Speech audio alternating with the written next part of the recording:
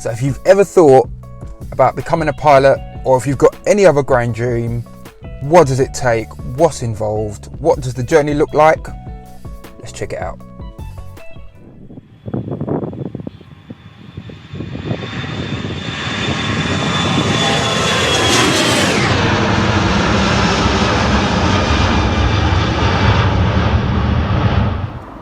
Bald eagle. Yes, guy. Good morning, afternoon, evening, and good night. Welcome back. Want to talk today about what does it take to chase a dream. Really demystifying the massive amount of information that is out there, and really want to talk to those of us like myself who might have had a dream, in this case flying general aviation, which just seems like it's out of reach, can't do it, can't afford it. I don't even know where to begin. This really is going to be obviously around flying today, and it's not really necessarily for those who have got couple tens or hundreds of thousands of pounds just knocking around that they can go, I'll do this today. This is for those like me who are in their 40 somethings, and you might have a family, you might have a really intensive job that you've got to be at all the time, or you've got other responsibilities or financial commitments. Just want to give an insight on how to really break this thing down and plot a course so that you can really look at actually getting it done. Let's see. Step one is always going to be research. You need to know what the heck you're talking about. What are you doing? What does it involve? Where do you go? Now, research is different for everybody. A lot of people now just go on and do a Google search, and generally speaking, yes, that will give you all the information you need. It will tell you everything you need to know, where you need to go, where the flight schools are, who's in the area, who's got a flight club. Most importantly, is there a cafe there so you can eat? If you're anything like me, again, you've got responsibilities. It's different if you're a late teens or you're 20 something, fresh out of uni or just before uni. You can grab a loan, go into an integrated scheme, you can go flying, bam, see you later. Equally, if you're at the latter ages, coming towards retirement, you've got some spare cash floating around, all your children have grown up and moved out,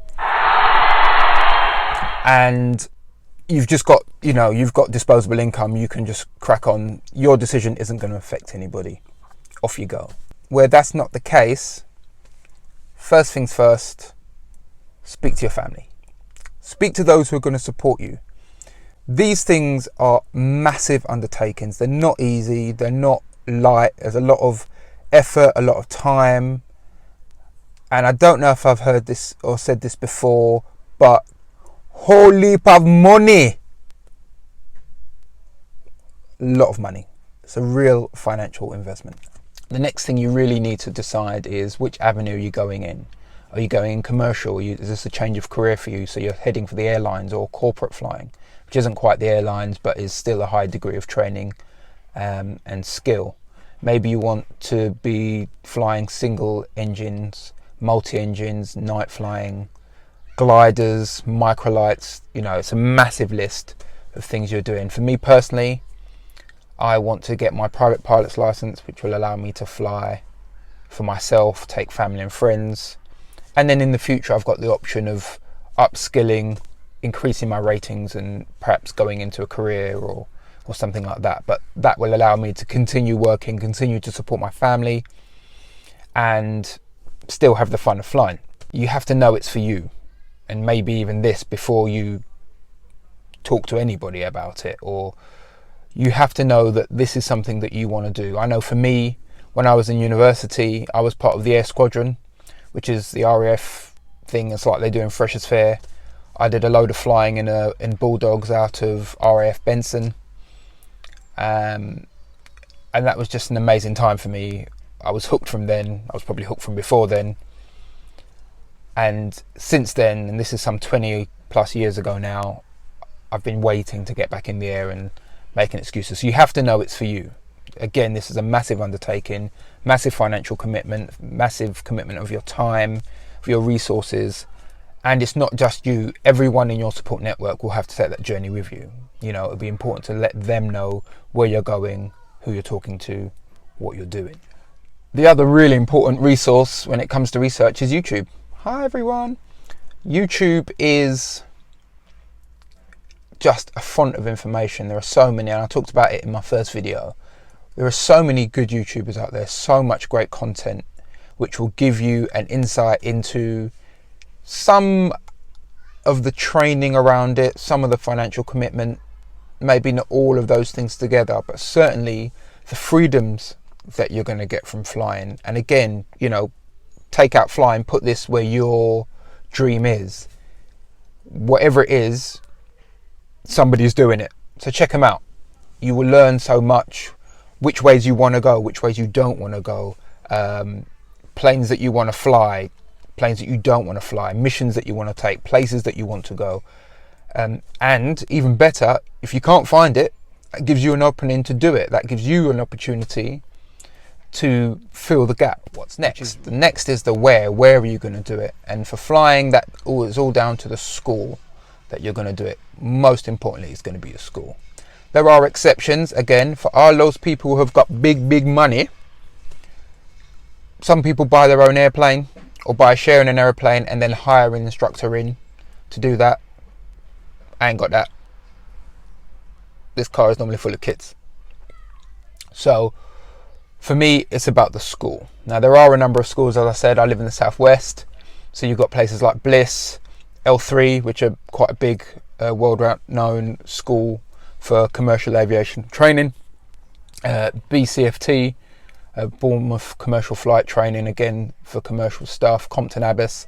It's important, again, not just to rock up at school, put your money down, you know, you're not buying a hamburger.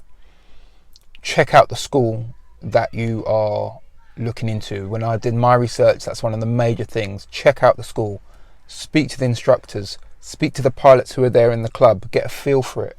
Do you like the vibe? Is it somewhere you're going to feel comfortable? My understanding is general aviation, put my teeth in. My understanding is that general aviation is just a massive family, and like all families, there are different personalities. You need to make sure that you can get on with those personalities outside of the instructor, not just the instructor, not just the person who's going to be training you. You want to speak to other students. How do they like it? You want to know about aircraft availability. You want to know about instructor availability. There's no point in investing in a school and the aircraft is never going to be free, or you're going to have 5 or 6 different instructors. You don't want that. So you really do want to make sure that you're going to be comfortable there. How do they teach? You know, and probably the best way to do that is take an experimental flight with them. You can have, like, you know, the day trips, you get red letter or is it red card trips or stuff like that. Generally they're going to offer you like an experienced package where you can pay for one flight, see how you feel, and a part of that is still really a part of the research. Do you like it here? Is this where you want to be? Is this where you want to spend your money? One of the big red flags I've read about and heard about over and over again is the payment plan. Is this place just looking to take your money? And, you know, we're going to talk about all of these issues in further videos later on down the line. But that's a big one. You know, are they asking you to put down £10,000 immediately? That's not smart. Beware of those things. It can happen, it does happen, and it does work out for people, but that should be maybe ringing alarm bells. But schooling is important. You've got to get that right, otherwise it's just not going to work out for you. Next, so emotional, comes the flying. Let's go flying. Let's go flying.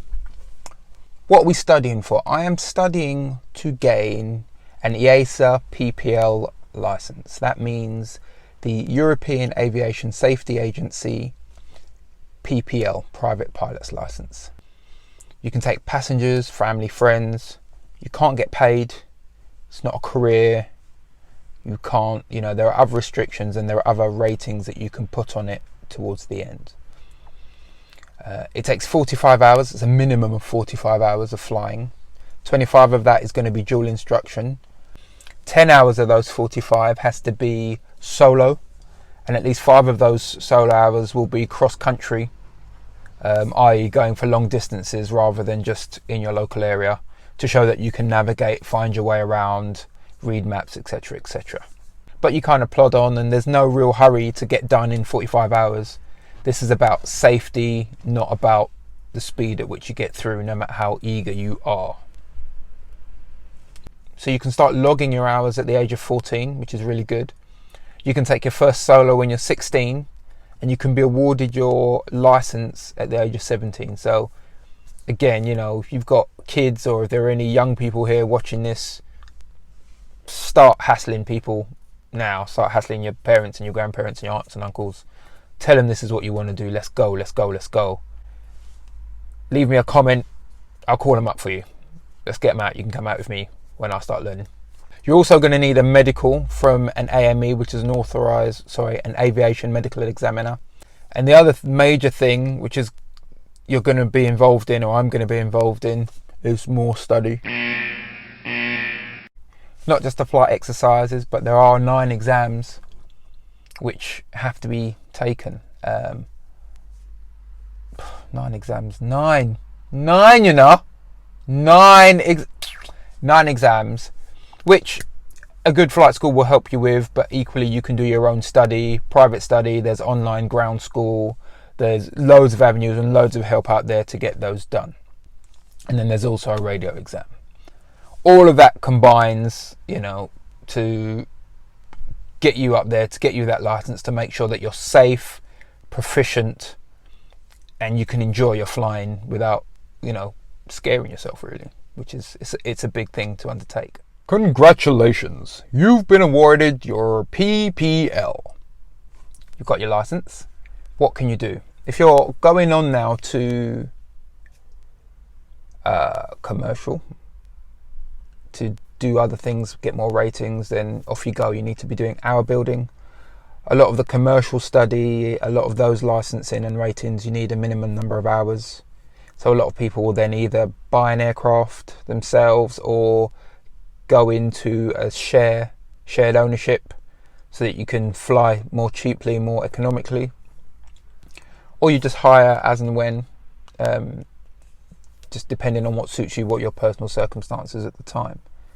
As I said, there are other ratings which you can have, which just give you more proficiency in the sky, and you can do differences training. So if you learn on a PA-28 or a Piper 28, you can then do a conversion to a Mooney or lots of different types of aircrafts. You can't just, because you've got a license, you can't just jump in any old aircraft and fly it because it's got one airplane. Obviously you need familiarization with that aircraft. And then you're just really deciding as the time goes on, which is what I'm going to be doing, is this just a fun thing? Is this an escape, a hobby for me? And I'm giving myself the amount of time to decide later on down the line, maybe when I retire, is it something that I want to do as a second career? You know, depends on what opportunities become open, really.